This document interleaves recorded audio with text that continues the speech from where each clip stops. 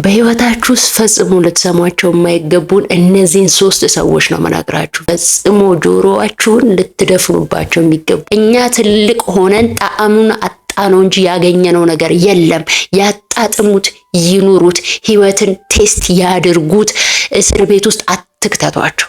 ከተቃራኒ ጾታ ጋር ያለን የመሳሳብ እንትኑ ያ ደስ የሚሉት ስሜቶች ምናምን ኢንጆይ ያድርጓቸው። ሁሉ ነገር ጥፋት አይደለም። ሁሉ ነገር ጥፋት አይደለም። አዘቅት ውስጥ አትግቡ እንጂ መሳሳት ራሱ ለመማር ይረዳል እኮ።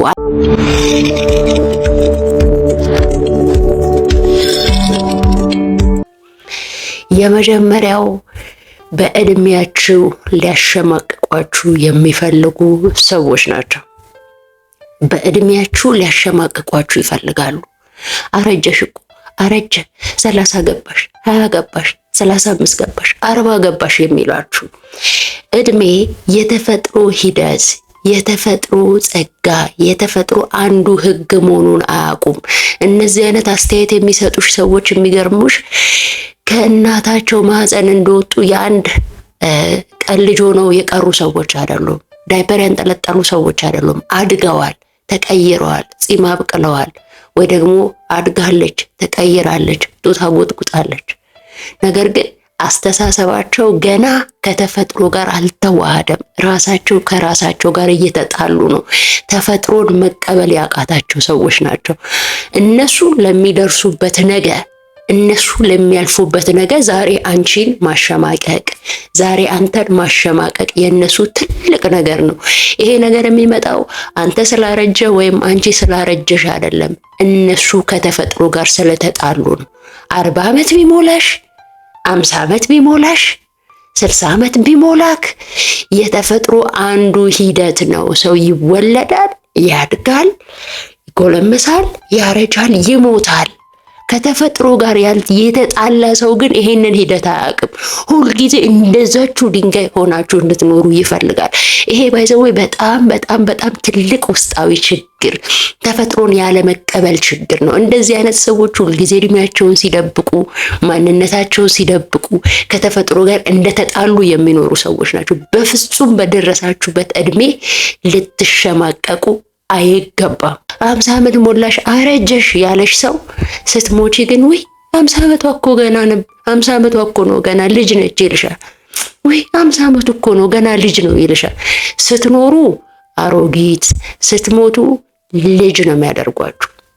ለዚህ ከተፈጥሮ ጋር ለተጣላ ራሱ ለሚያወራው ምን እንደሚያወራ ለማያውቀው ገና ከእናቱ ማህፀን እንደወጣ የአንድ ቀን ልጅ ሆኖ ላልተቀመጠው እሱ ራሱ ላደገው ለውጡን እያየ ላለው ለእግዚአብሔር ሂደት ተፈጥሮ ያልተገዛ ሰው ለምን ብለሽ ነው፣ በተለይ ሴቶች ለምን ብለሽ ነው የምትጨነቂው? በፍጹም ለደረስሽበት እድሜ ጊዜ እግዚአብሔር ለሰጠሽ ቀንና ሰዓት ፈጽሞ ራስሽን እንዳበቃለት ሰው መቁጠር አቁሚ። እንዳበቃለት ሰው መቁጠር አቁም። ከተፈጥሮ ጋር የተጣሉ ሰዎችን መስማት አቁሙ ነው የምላችሁ። ሁለተኞቹ ሰዎች ደግሞ ቆንጆ ሰዎችን ሲያዩ ወይም ደግሞ ቆንጆ እግዚአብሔር ሁሉን እንደፈጠረ ያምናሉ። እግዚአብሔር አጥቦ የሰራት ይላሉ። ቆንጆ ስትሆን ወይ ቆንጆ ሲሆን እጁን ታጥቦ የሰራት ይሏቸዋል። ኦኬ ፉንጋ ወይም ደግሞ መልከ ጥፉ ስትሆን ደግሞ የስድብ መዓት፣ የእርግማን መዓት። ታዲያ ቆንጆን ሲሆን እግዚአብሔርን ካሞገሳችሁ እነዛን መልከ ጥፎችን ታዲያ ማን የፈጠረው? እግዚአብሔር ነው አይደለ? እና ማንን ነው እየሰደባችሁ ያላችሁት? ሰው በማይቀይረው በማይለውጠው ማንነቱ በተፈጥሮ በተሰጠው ማንነቱ እኮ ሰውን መንካትና መስደብ ማለት እግዚአብሔርን መስደብ ማለት ነው። እንደዚህ አይነት ሐሳብና አስተያየት የሚሰጡ ኮመንት የሚሰጡ ሰዎች ደግሞ እግዚአብሔርን እናውቃለን የሚሉ በጣም ቤተ እምነት ላይ ጠንካራ ነኝ የሚሉ ስብከት የሚሰሙ እግዚአብሔር ሁሉን እንደሰራ የሚያምኑ ነገር ግን መልከ ጥፉ ሲያዩ ደግሞ የሚሳደቡ አያስኬድም። ስለዚህ ማንን ነው እየሰደባችሁ ያላችሁት? እሺ ስታደንቁ እግዚአብሔርን አደነቃችሁ።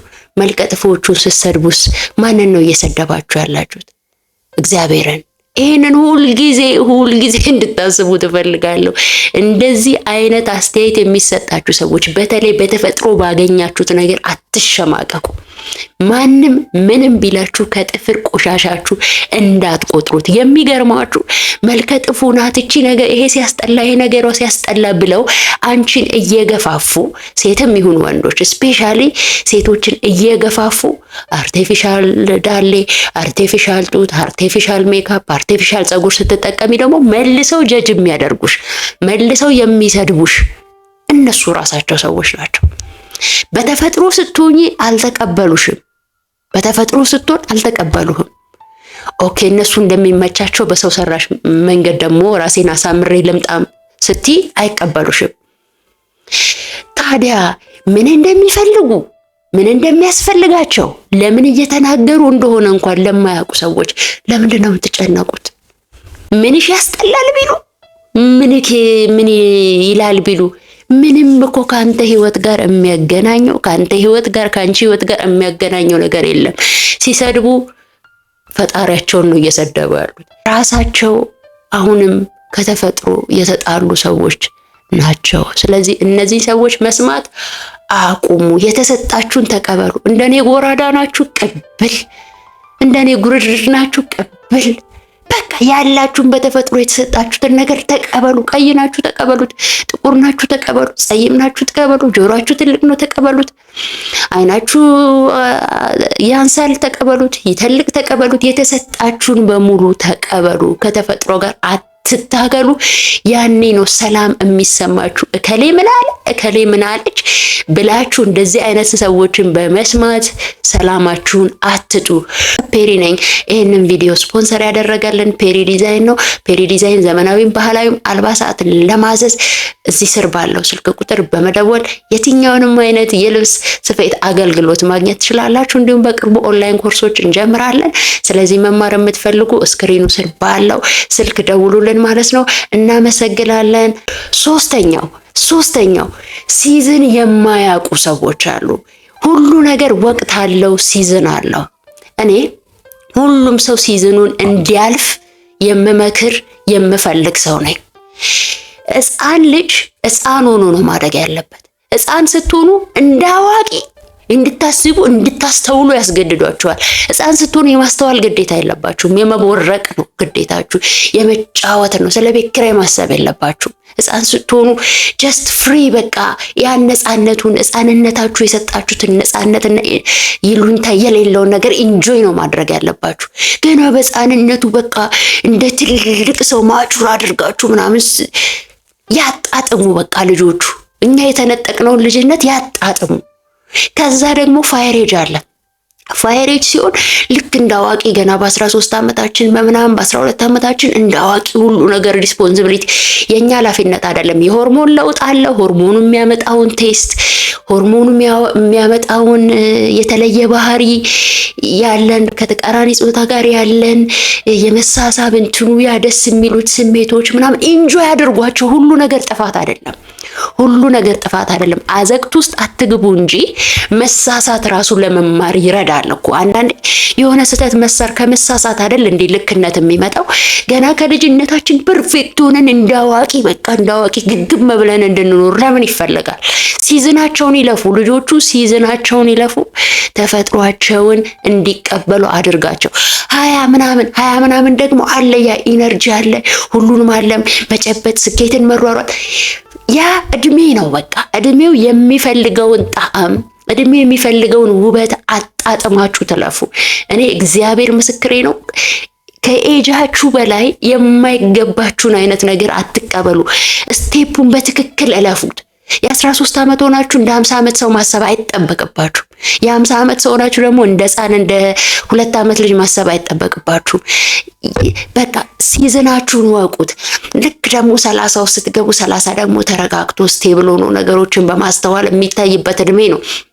ልክ 40 ስትገቡ ደግሞ ልብ በ40 ዓመት ልብ የምትገዙበት፣ ልክ ደግሞ 50 60 ደግሞ ስትገቡ ማቹር አድርጋችሁ ካልም ሆናችሁ ነገሮችን ስቴብል። እያንዳንዱ የእድሜ ሲዝን የእድሜ አይነት ልዩነቱ እያንዳንዱ ቅደም ተከተሉ የራሱ ውበት፣ የራሱ ጣዕም፣ የራሱ ቫራይቲ አለው። ድሮ 13 ዓመት ሆነን ቢግ ዲል ይመስለን የነበረው ነገር አሁን ምንም ሴንስለስ ነው ለኛ። እዛ ሰዓት ላለ ልጅ ግን ቢግ ዲል ነው። አረ ዋጋ የለውም ዝም ብለህ ነው ልጅ ስለሆንክ አትበሉት። ቴስት ያደርገው። በ20 ዓመት እኔ በጣም በቃ የምፈልጋቸውና ስሜቴ ላይ ትልቅ ለውጥ የሚያመጡ ነገሮች አሁን ሴንስ አይሰጡኝም። በዛን ወቅት ግን ለኔ ሴንስ የሚሰጡ ነገሮች እነሱ ነበሩ። ኢቭን የተሳሳተ መንገድ ከሆነ ልጆቻችሁን በተሻለ ነገር በጥበብ መምራት እንጂ በቃ ሲዝናቸውን ሳያልፉ አንስታችሁ ባንዴ ከ2 ዓመት እንደ 40 ዓመት ሰው እንዲያስቡ አታስገድዷቸው። ይሄ አሁንም ተፈጥሮን መቃረን ነው። ይሄንን ሲዝን የማያውቁ ያላችሁበትን ሲዝን ያላችሁበትን የእድሜ ደረጃ ያላችሁበትን ጣዕም በእያንዳንዱ እድሜያችሁ ምን ልታሳልፉ እንዳለባችሁ የማያውቁ ሰዎች አሁንም ለሚሰጣችሁ አስተያየት ጭንቅላታችሁን ጆሮአችሁንም ድፈኑት። ያ ማለት ገደል ውስጥ ግቡ ማለት አይደለም። መንገድ ይምሯችሁ እንጂ ኢንጆይ አድርጉት። የተሰጣችሁ እድሜ ከሆርሞናችሁ ጋር ራሱን የቻለ ሌላ ጣዕም አለው። ራሱን የቻለ ያንን ውበት አለው። ስለዚህ ልጆቻችሁንም አታስገድዷቸው። ሲዝናቸውን ይለፉ። ልጅ ሆኖ ይደግ። አንዳንድ ልጅ አለ በ3 ዓመቱ ልክ በቃ አማርኛ ኮልታፍ ራሱ አይልም በቃ እንዳዋቂ ነገር ከዛ ምናምን ያመላልስ። ትክክል አይደለም። ልጅ ከሆነ እንደ ልጅ ይደግ። ተኮላትፎ ውበቱን አግኝቶ ጣዕሙን አግኝቶ ልክ ደግሞ እቺ ኮረዳነት እድሜ ላይም በቃ እያንዳንዱን ቴስት ያገኙት ነገ የማይጸጸቱበት ህይወት ይኖራሉ። ያለበለዚያ ልጅነታቸውን አትንጠቋቸው። ልጅነታቸውን ነጥቃችሁ እንደ ትልቅ ሰው እንዲያስቡ አታስገድዷቸው። እኛ ትልቅ ሆነን ጣዕሙን ነው እንጂ ያገኘነው ነገር የለም። ያጣጥሙት፣ ይኑሩት፣ ህይወትን ቴስት ያድርጉት።